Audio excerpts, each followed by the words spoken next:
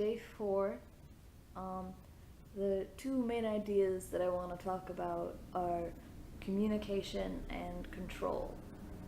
With communication, I've been struggling to not participate in my close friends group chat because they're my favorite people and that's where we do most of our communicating. So I would have to go out of my way to speak to them in person. Whew. Or text them, like literal texting through my phone. Whoa. But I'm missing out on conversations and I don't know what kind of things they're talking about and stuff anymore. And Valentine's Day is coming up and we wanted to do a little thing where it's like Secret Santa but Secret Valentines. So I wanted to make sure that got done in a good amount of time. So I cheated and I hopped in there and I gave them one all caps message that said, "Hey, we should do the drawing of the names for the Secret Valentine's thing on this late start Tuesday, so that we have more time to get gifts for our person and stuff." And I told them to disregard that it was me, because I was already feeling guilty about just not letting them take the reins, because I'm usually the one that helps make sure that they actually get done after we've had the idea. And then another part of communication is that my reliance on the internet for communication goes further than just group chats and such. I feel like scrolling through Facebook and reading the statuses and such of people that I'm acquainted with or are also pretty good friends of mine, I feel like in a way that's filling some social need. Or you can comment on their things, yeah, but even just knowing that what's going through their head or something, I feel like that's kind of filling a social need, and without that now, I feel less. I need more, I guess. And I'm still an introverted person, so I'm doing better than the average person? No. Just reading the status of a person that I'm in the same class as, I feel already it's just another connection made, even if I just like their post, that's a connection we have, we're up one point in our friendship,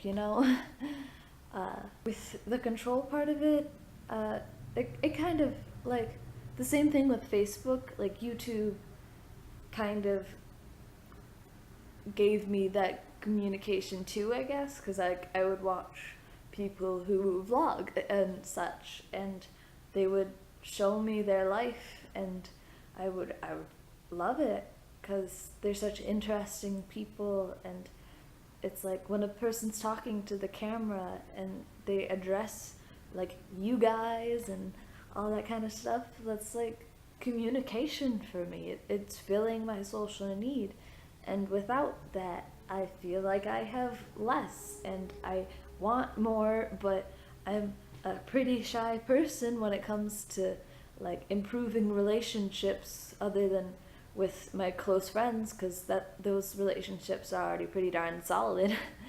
And then with watching those videos, I'd become so good at measuring how satisfied I am afterwards.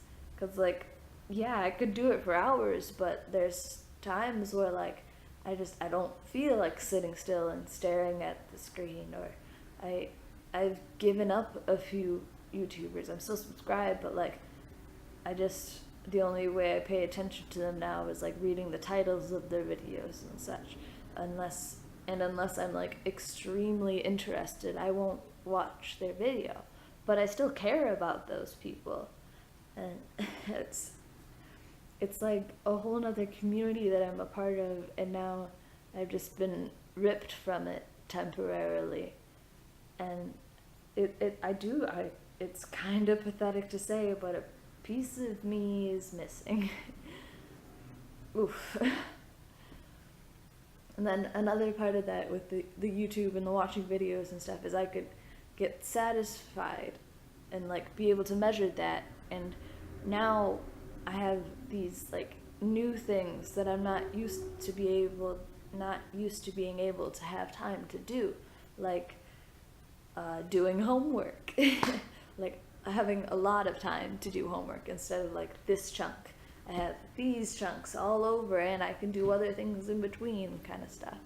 And napping, I can catch up on sleep, and I am not good at that at all. I tried to take a 15-minute power nap after dinner yesterday, and it turned out to be a 2-hour nap.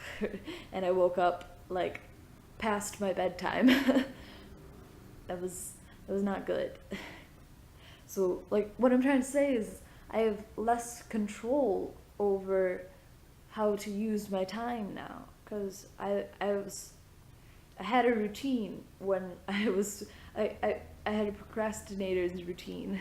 Like I was perfectly fine with watching videos over the amount of time I've done it, over the amount of time that I wanted to, because I've done it before. It works out in the end. I just have to do a little bit less on my homework, kind of thing. And that's really bad, and I don't like that I did that, but I got so used to it that it felt fine. I felt in control, at least. And now I don't know what to do with all this free time. Like I do have moments where I'm bored, but there's still homework that I could do. I just don't want to do it, because there's also the option to do the more fun thing, like my waste bin and such.